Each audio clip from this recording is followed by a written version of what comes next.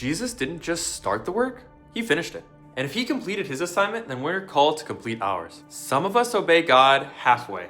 We start strong, but somewhere along the journey, comfort, fear, or distraction pull us off course. But the book I'm reading, Awe of God by John Bevere, says that the fear of the Lord means obeying God to completion.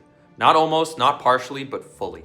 Jesus showed us what complete obedience looks like. In Matthew 26:53-54, he says he could call down legions of angels to help, but he didn't. He endured the suffering, the betrayal, and the cross because finishing the Father's work meant more than escaping the pain. And on that cross, he declared, "It is finished."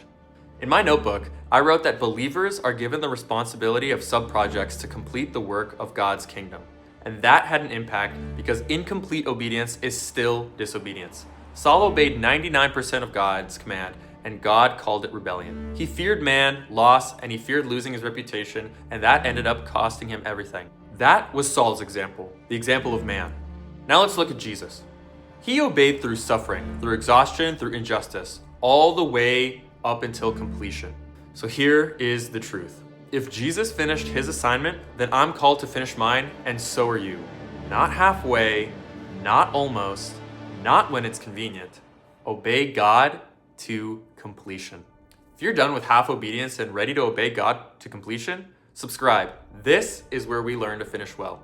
Okay, so here is the payoff. When you finish what God gave you at the end of your sanctification journey, you step into the purpose that he designed for you.